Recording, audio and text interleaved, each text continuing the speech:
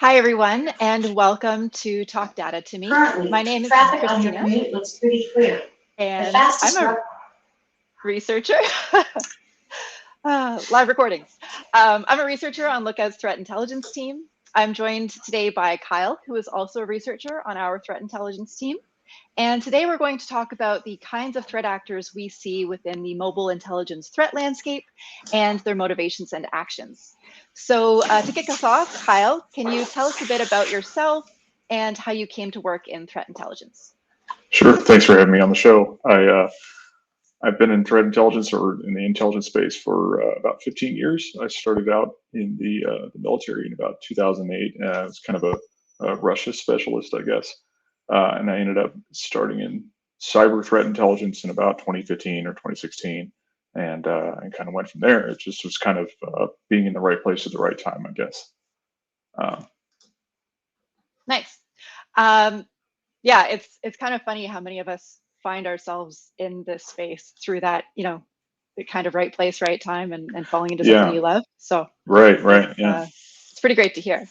Um, so to kind of start us off on this discussion about threat actors that we tend to see on our team and in this space, can you talk about what the difference is between your average, threat actor group, and this term that we hear a lot, advanced persistent threat group or APT group? Sure. So your kind of APT groups are sort of differentiated by like a far higher technical capability than like your normal hacker. That kind of determined effort, like long-term operations against a particular target or a set of targets, a set of victims. Um, and usually they're quite well trained, well funded. So kind of professional or semi-professional types of people. So APTs also have a bit of a different focus than your typical hacker, which you might think of as kind of a criminal. APT groups are more focused on like data theft and espionage and sometimes doing damage, like significant damage to a victim. So there's some examples in recent years of like ransomware use by APT groups that's kind of brought down network services. Um, so for like hospitals and things like that. So that ends up being fairly destructive rather than being like for data theft or money making purposes, right? Um, let's see. So I would say maybe some examples of these. In recent years, we had the ransomware in the ransomware category anyway. There was like kind of the NotPetya, the WannaCry attacks, which were sort of these like fast spreading, widespread, highly damaging ransomware campaigns. And then like SolarWinds is another one that comes to mind as being like a really significant attack, and that was kind of a compromise of I think 18,000 or more organizations, including U.S. government organizations, by Right. way of basically just attacking a SolarWinds product that was being used by all those organizations, and just compromising the one product led to their ability to kind of spy on everyone. That's a lot of places. 18,000 organizations. That's a lot of places and a lot of people. Um, Mhm. so kind of overall, APT groups are kind of well funded. They're often state sponsored. They're usually fairly well trained, or and kind of again compared to your typical hacker who might be out for some kind of fraud or banking fraud or something. Which of course in the mobile space we see just tons of. Right. Yeah. And our team focuses a lot on the APT groups, especially those that are state sponsored and, like acting on behalf of state interests to surveil, dissidents, activists, other governments.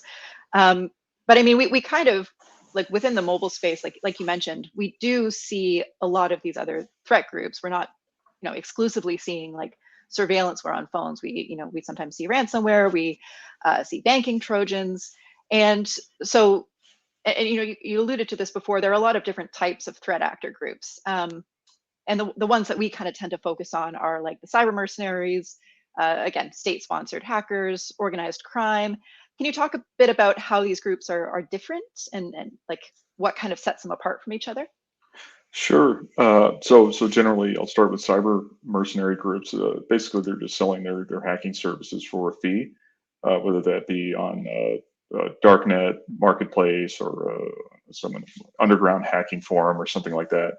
Um, and essentially, a client, a buyer, can pay for some level of service, and that mercenary group will try to go and steal the data from the target or targets that the client has specified, and then return that data back, kind of return that data back to the client, I guess. And it just depends on kind of what that client is willing to pay to have that executed. But they're not necessarily like your mercenary groups are not necessarily targeted against like kind of narrow groups of people or country focused or something like that. You might see a pretty wide um, targeting footprint, maybe across a Right. region or globally or something like that, because really it's just based on their client requirements and I guess what sort of market they're directed at, so to speak. Yeah. Um, uh, I would say next up, like your state-sponsored groups are a bit different in that they're again sort of professional hackers that are kind of backed usually by national governments, and I'd say typically they're kind of tied into to an intelligence organization or to the national military, and they're kind of an extension of those functions. So kind of doing the surveillance, espionage, and kind of military operations or support to military operations. And maybe an example of the military side of that we've seen recently with the Ukraine war. So in the opening stages of that invasion, we saw like Russian groups trying to take down power grids and in effect kind of infrastructure services like that or critical infrastructure services as kind of part of their initial strikes, right? So um, you kind of see that matched up with the typical military engagements, like physically blowing places up Right. and that sort of thing, in addition to cyber attacks to also take down critical services. Um, so criminal groups are a little kind of a bit of a different focus from those two. They're less focused on like data theft. Typically, it's more kind of just making money, right? So whether that be through some kind of scam or fraud or even just theft of like credit card data or something along those lines. So I don't know. In the mobile space, we said lots of banking trojans, and kind of to elaborate on that, maybe banking trojans are really just designed to steal like your username and password or other login credentials to get into your bank app or something like that on your phone. And the idea of that is to get access to your accounts and steal your money. Um, Right. or you'll see something like credit card data theft schemes and that kind of thing. There's plenty of that out there. Another thing is like adware. That's a common criminal thing, and adware basically being based on the concept of like click fraud. So if you host ads, you make money from people clicking on those ads, and if you can generate a little app that uh, clicks on a few ads a few thousand times, like automatically, then you can generate quite a bit of money from that. So you can kind of see a pattern of just basically the idea is to make as much money as possible through like shady means. Right. Um, Yeah. It's sort of interesting in the mobile landscape.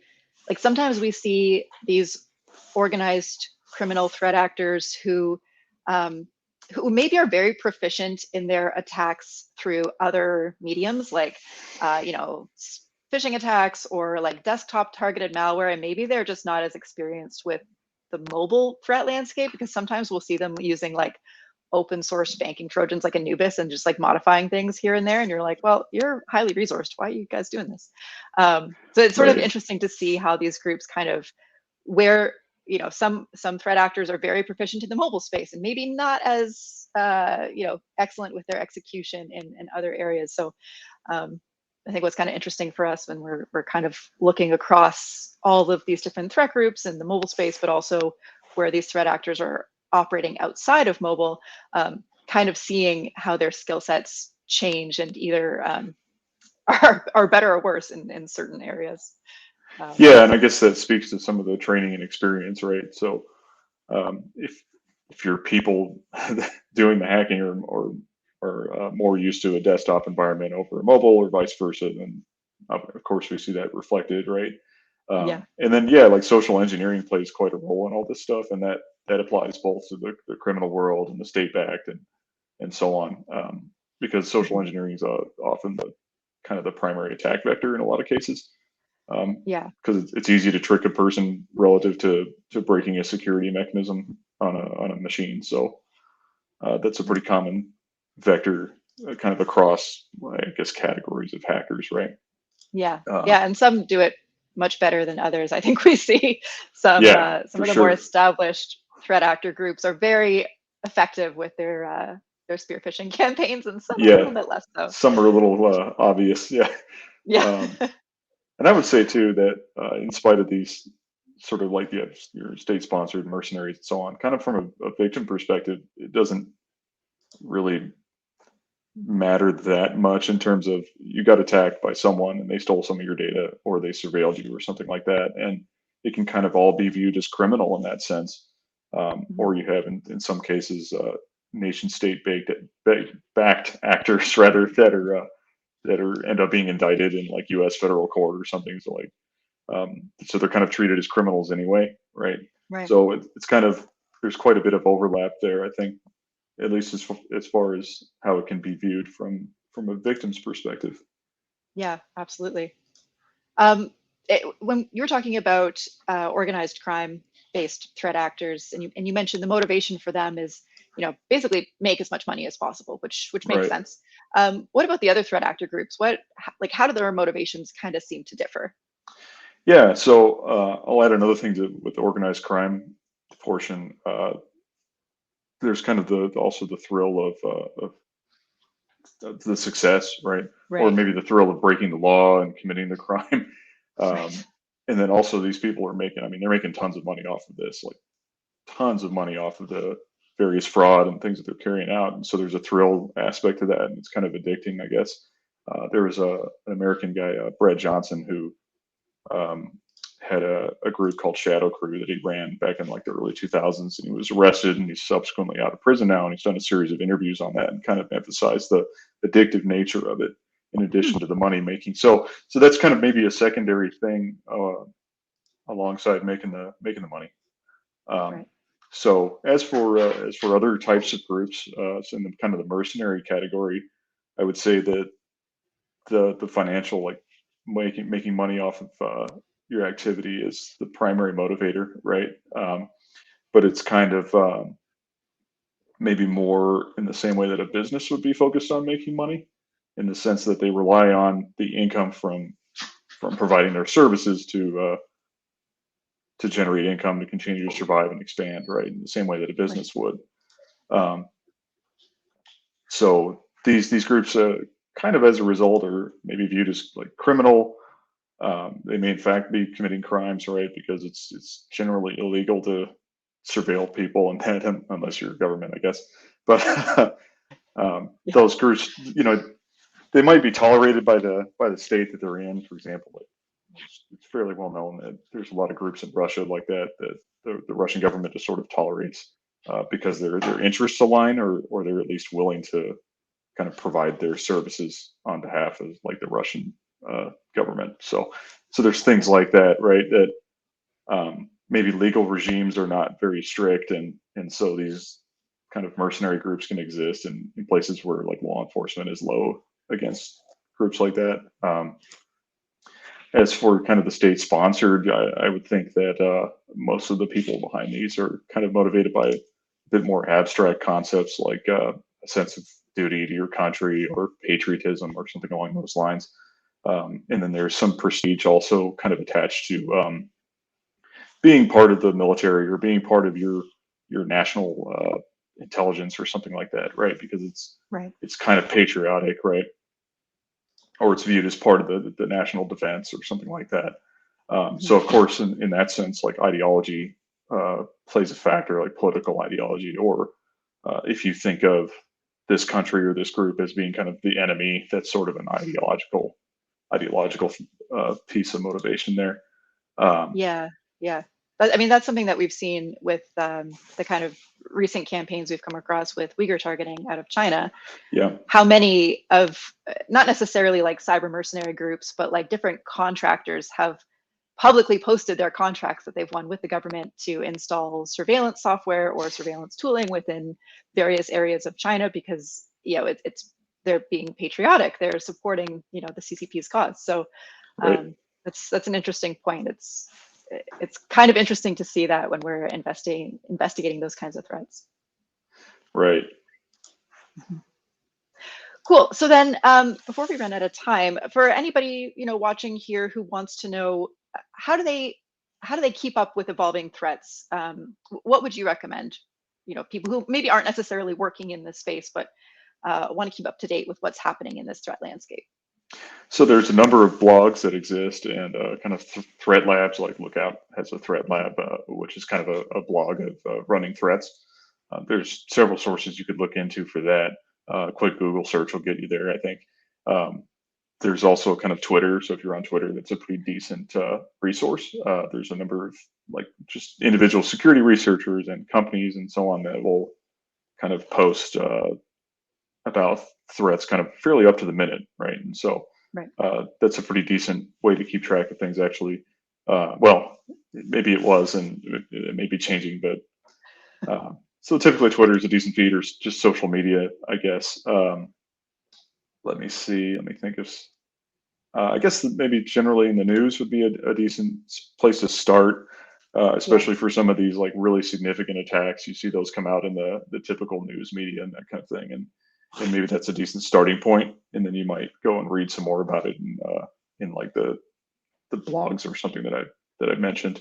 If you're I guess if you're an enterprise, there's a couple of things you could do as well. You could subscribe to like a threat intel feed, or purchase a service or something like that. And kind of really the purpose of having something like that is to kind of inform your threat modeling. Right. So if you work in a particular industry, you're going to have some actors and not others that are interested in attacking you, and kind of having a threat intel service or something that's tailored to that would help you to keep up the threats against your organization, your industry.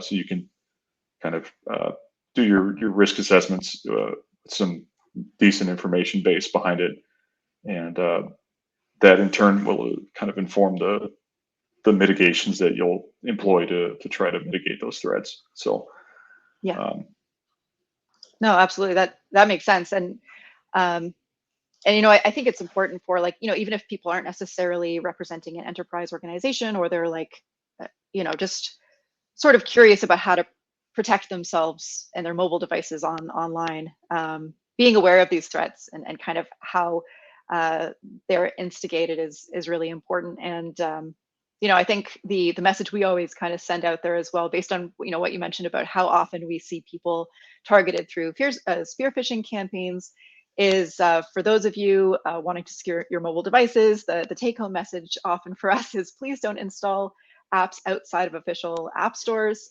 We see a lot of malware distributed that way, and like you said, Kyle, spear phishing campaigns are one of the most effective ways that threat actors do that. So stick to your official app stores, please.